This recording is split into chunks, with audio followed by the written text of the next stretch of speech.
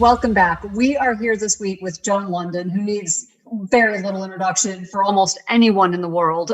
We are just profoundly honored to have Joan Lunden with us, and we're talking about her book, Why Did I Come Into This Room, which so many of our listeners actually, that's why they listen to us, right? They want better brains. That's why they come see us. That's why they come see us. Exactly. They forgot where their keys are. They left them in the refrigerator.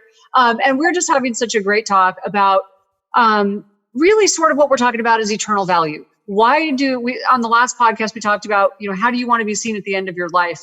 And it brought up a funny memory. We actually talk about that. What do we want at our funeral? Which I also want to be cremated. I love what you said, because it's like your last chance to have a smoking hot body. But Daniel talked about the music he wants played, and he wants when the saints come marching in. And I'm like, I do not want anything sad at my funeral. I want them to just rock out to Def Leppard, Guns N' Roses. I mean, I want them to go crazy and party and tell the funniest stories about me they can think of. I do not want it to be. And we have funny stories. But really, I do want to feel like I lived a life of purpose, like you're saying. Like, what did I do to help? What did I do to make the world a better place while I was on the planet? But also, I don't want people to just be sad and down. And no, like, have a good time, celebrate my life. So it's a really good exercise, I think. It's really great. So welcome back. You know that at the end of the book, I said that we've all heard the poem, The Dash. And the dash represents what you did with your life between your birth and your death. That's the dash. Mm-hmm. And you can work on that dash all the time, day in and day out. You get the opportunity to work on that dash. And then something's usually said on your tombstone. And I ended the book by saying, I wouldn't mind if mine said she was classy, sassy, and a bit badassy. Yeah, exactly. Yes. Oh, you guys should be. My husband always said. I think that's exactly how I described him. Yeah. Well, my husband always says, of course, the funny thing he says is, not that I'm looking forward to it anytime soon, honey, but when they do your autopsy, I want to be there to see what that little chip is that you have inside you that the rest of us don't. Because I'm the person that says yes to everything. We're going to take a page out of the Joan Lunden playbook. It is, if someone asks you if you can do something or if you want to do something, just say yes. And then go figure out how to do it. I mean, don't pass up the opportunity. I've had people say to me, wow, you've had such an amazing life. You're so lucky. I said, that's not luck. It's like listening and being open, dreaming and pursuing. And I did a show called Behind Closed Doors, and I jumped out of a plane with the Golden Knights, and I jumped with 101st Airborne, and I took the island of Bayhouse with the Navy SEALs. I did all these crazy things. I flew in a U-2 spy plane at 85,000 feet. Do you really think that as I got on the plane to go to that spot, that I said, I'm not fearful, I got this completely? No way. I would go out and say, am I really going to do this? Sometimes it wasn't luck. Halfway through, should I tell them at this point that I can't do this? But then, no, you've got this crew here. You've pounded the pavement at the Pentagon to get this story. Now live it and experience it. And that's how you end up with a fun, exciting life. Oh, absolutely. And it wasn't luck. You're absolutely right. You didn't wish it into being, you made it happen. And so that's just a really important point that I think, it's like when people say, well, I'm going to positive think, myself into having no weeds in my garden. No, you got to go pull the weeds. So you have to make it happen. So it's not luck. And don't you think that as soon as you take that dream or that hope and you write it down, well, now it's a goal. Yes. And it becomes possible because your brain doesn't have a sense of humor. Yes. Yeah. When you wrote, Why Did I Come Into This Room? What surprised you? Was there anything that you went, wow? Yes, there were a few things. One of the annoying things that happens to women especially is that your waistline, somehow you're 55 and you say, wait a minute, Swear to God, I did not eat that many Tostitos last year. I did not. Well, as a matter of fact, when a female's body goes through, and this is why we experience so many other kinds of changes through aging than men, because that estrogen level is going down, and that our estrogen and our insulin has done that nice little dance our whole life, and all of a sudden it's not there to dance with anymore. And one of the things that happens is when there is no more estrogen there, for your whole life, your body has been in preparation for childbearing. So it's had extra fat cells on your hips and your thighs so that at any point in time, if your belly started growing, you would be balanced. Well, now all of a sudden, our body's really smart. And when our body says, wait, there's no more estrogen, that means she's not going to get pregnant again. So she doesn't need those there. And it makes those fat cells migrate to your abdomen. So you're right. You did eat the same and exercise the same and still get the expanding waistline. And I had no idea that happened. That was, to me, that was almost like enlightening and a little bit empowering because I didn't have to blame myself for doing something. But at the same time, any weight above your belly button is the most dangerous weight. Any weight there that it can get into your organs and be close to your heart. And another thing I learned was one of the top predictors of type 2 diabetes and heart disease is your waist measurement. Now, I don't know about you. Have you ever had a doctor, when you went in for an appointment, take out a tape measure and measure your waist? I've yet to find a person to tell me that a doctor has measured their waist. A tailor has measured my waist. So I immediately ran out, bought one of those little soft things and put it around my waist. And if you're a woman, it shouldn't be over 35. And if you're a man, it shouldn't be over 40.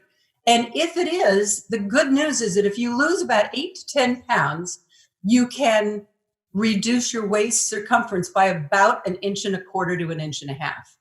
So the good news is, A, you learn why your body morphed like it did. So don't beat yourself up over that. But then you learn how important this one little measurement is that nobody told us about. And then you learn what you can do about it. That was what I wanted to do in the book. And I wanted to be a conversation starter because we all overshare on social media with such detail in our life that it's ridiculous. So why should things like leaky bladder or loss of libido or inability to lose weight or inability to stay asleep at night, why should these things be such taboo subjects? We need to be all talking about them. Because what we're not, what happens is every woman starts to experience these things. And if they don't realize that they're natural biological things that are going to happen to every woman, they start to have this, oh my gosh, I'm getting old. I'm breaking down. I'm not as appealing. I'm not as sexy. And that then that goes to, I'm not as relevant and I can't do things anymore. And it's a terrible path to go down. What's my purpose? What's my purpose? And so they get loaded with the ants, the automatic negative thoughts. When estrogen goes lower, the ant population goes up. Yes, so much happens. That just started happening to me not that long ago. And I'm sort of late going into it actually. But I'm like, wait, why do I just have no drive? Like I've always been highly driven. I mean, I've got like 2 different black belts and 2 different arts. And all of a sudden I'm like, like whatever. But so I have to push myself. And like you said, everything just begins to change, so. Well, and getting that tape measure. So I actually measure everybody's waist. Because waist to height. And they lie to you because they'll go, oh, well, my waist is put it underneath 26. And I'm like, okay. And then I'll go, well, that's actually not, the tape measure says 34. Or I did one really well-known pastor. He's like, oh, it's 40. And I'm like, it's 48. You're 4 feet around. Wow, when you think about it that really important. Waist to height ratio is actually more important than your BMI or your body mass index. And with COVID-19, because of the chronic stress most people are experiencing, even if your weight is the same, your waistline is often expanding. Cool. And so it's a time to be thoughtful and careful. Well, they're calling COVID-19 sort of like freshman 15. I hear that from women all the time on Facebook. And so then that stresses them out. Right. So I kind of feel like I have to be that annoying little gnat that's there all the time to all the women who follow me, that's going to say, okay, I don't mean to be annoying again, but all you need to do, like, even just go outside and walk and let that sunshine. You can't sleep at night, get the sunshine in the morning so that you like get your clock back on schedule. Mm-hmm. And I think women especially just really need that motivation. And obviously I can only speak for women. So we're alike in many ways, because I often say I want to be the little voice in your head that helps you do the right thing. And when people email me or text me and said, when I went to make that decision, I heard you say, make one decision, not 30, like if they're going to buy the ice cream at the store, it's like, well, then you're going to make 30 decisions, not two eat it. So better to make that one lever decision. What was the intention behind writing Why Did I Come Into This Room?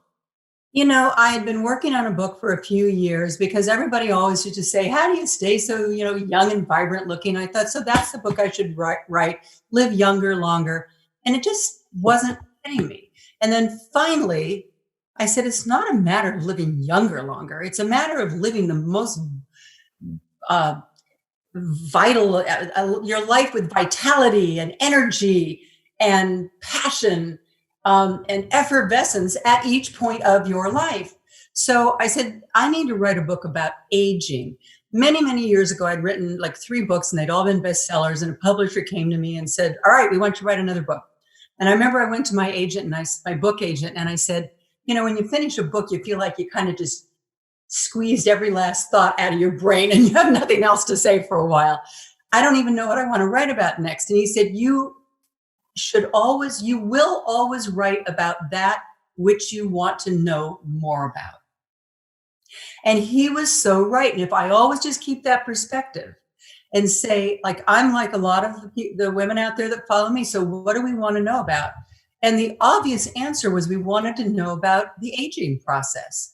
To me, knowledge is power.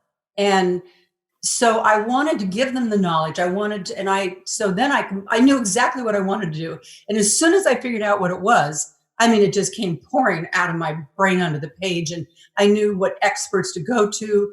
And I have a wonderful friend who works with me, and I would let her see it. And she kept saying, why?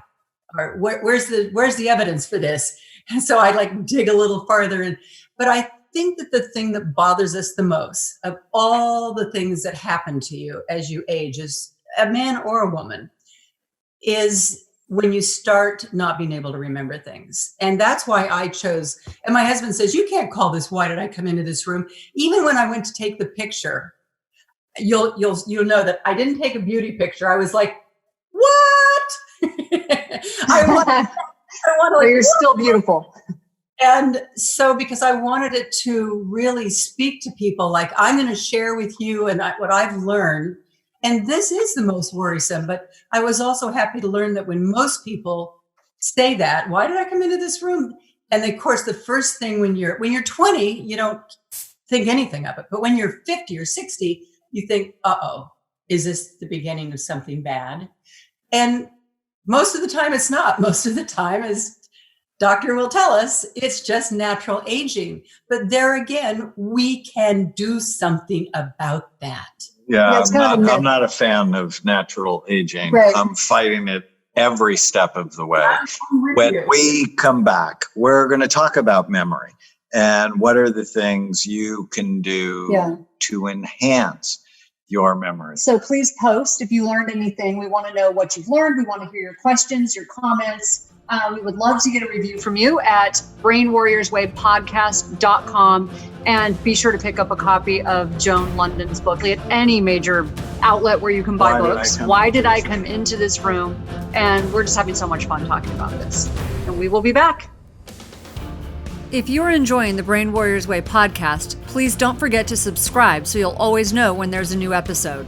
And while you're at it, feel free to give us a review or 5-star rating, as that helps others find the podcast. If you're considering coming to Amen Clinics or trying some of the brain healthy supplements from BrainMD, you can use the code podcast10 to get a 10% discount on a full evaluation at amenclinics.com or a 10% discount on all supplements at brainmdhealth.com. For more information, give us a call at 855-978-1363.